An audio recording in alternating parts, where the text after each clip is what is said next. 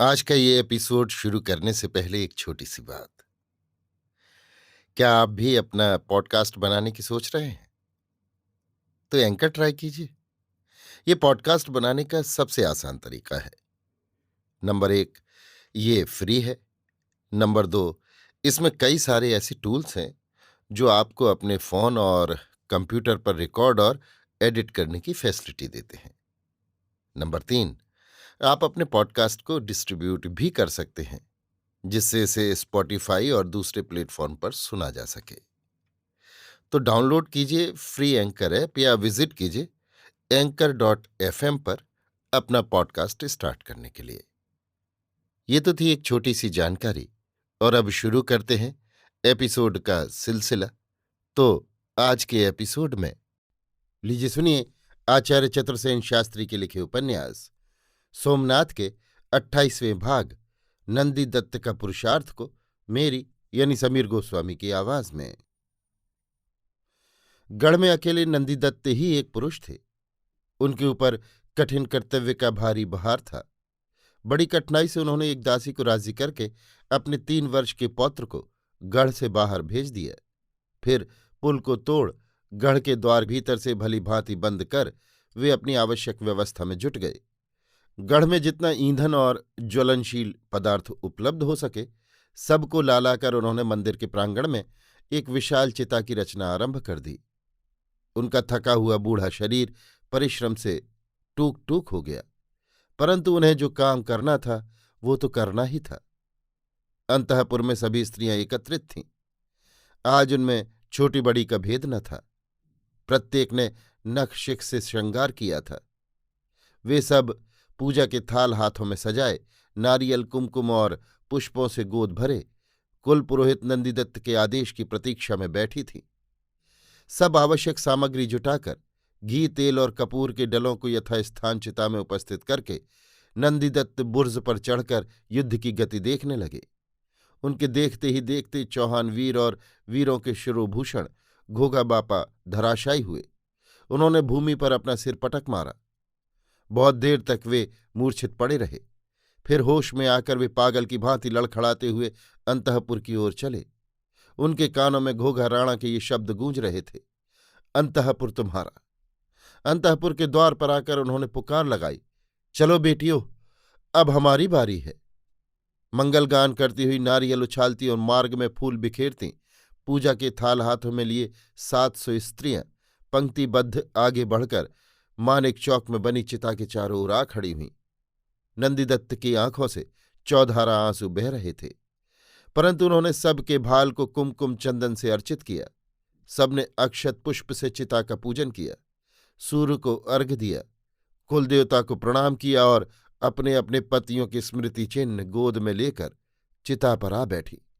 चिता आरोहण से प्रथम नंदीदत्त की पुत्र वधू ने मूक भाव से ससुर के चरण छुए। ये देख नंदीदत्त कटे वृक्ष की भांति पृथ्वी में गिर गए। कुछ देर में वे उठे। अभी कठिन कार्य तो शेष ही था। उनका अंग थर थर कांप रहा था और वाणी जड़ हो रही थी। आंखें आंसुओं से अंधी हो रही थीं। फिर भी उन्होंने टूटे फूटे स्वर में मंत्रोच्चारण किया और कांपते हाथों से चिता में आग दे दी। चिता अग्निवाहक पदार्थों के संयोग से धाएं धाएं जलने लगी। बहुत सी अबोध बालाएं ज्वाला की वेदना न सहन कर चीत्कार कर उठीं। एक भयानक क्रंदन, असह्य दर्द और ना देखने ना सहने योग वेदना से ओतप्रोत हो नंदीदत्त स्वयं चिता में कूदने को उद्यत हो गए। परंतु अभी उनका कर्तव्य पूर्ण नहीं हुआ था। अभी घोघा बापा का शरीर रणक्षेत्र में पड़ा था। उसे वहां से लाकर अग्नि संस्कार करना शेष था। वे वहीं चिता के निकट भूमि पर गिर गए। उन्हें गहरी मूर्छा ने घेर लिया। वो मूर्छा उनके लिए आशीर्वाद स्वरूप थी।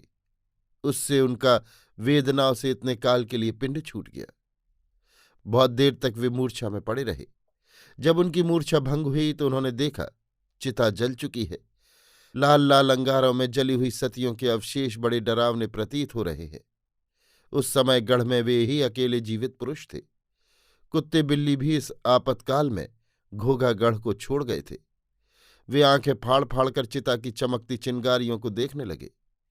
जिन बालिकाओं का उन्होंने विवाह कराया था, गोद में खिलाया था, नववधू के रूप में स्वागत किया था।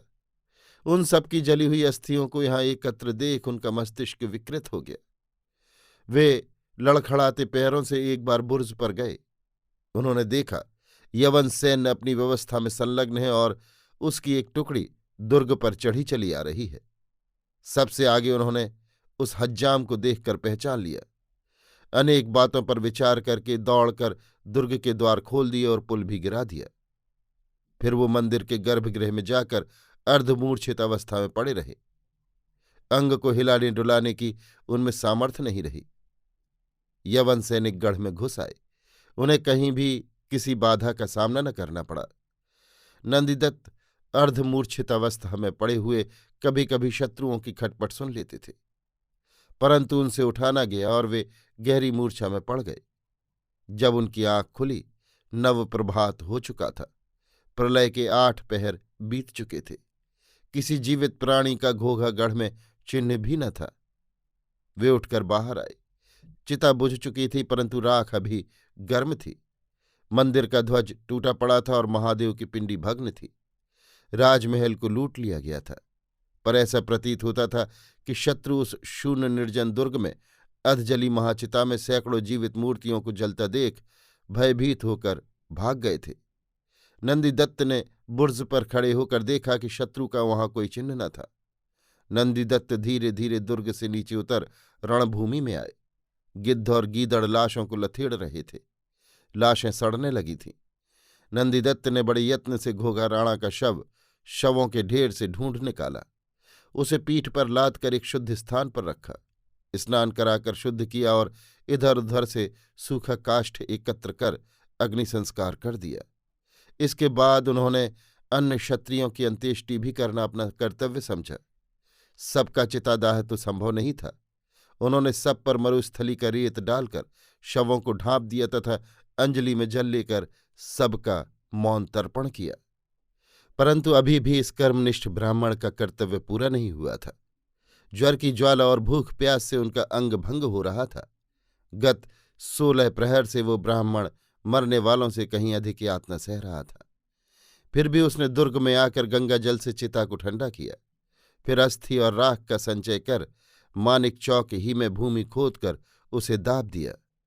इसके बाद उन सबका श्राद्ध तर्पण कर सबकी आत्मा के लिए शांति पाठ किया। अब उनका ध्यान अंतःपुर की ओर गया। एक बार घोगा बापा के वे शब्द, अंतःपुर तुम्हारा, उनके कानों में गूंज उठे। उन्होंने दुर्ग का द्वार फिर बंद किया और पुल तोड़ दिया। अभी आप सुन रहे थे आचार्य चतुर्सेन शास्त्री के लिखे उपन्यास सोमनाथ के 28वें भाग नंदिदत्त का पुरुषार्थ को मेरी यानी समीर गोस्वामी की आवाज में।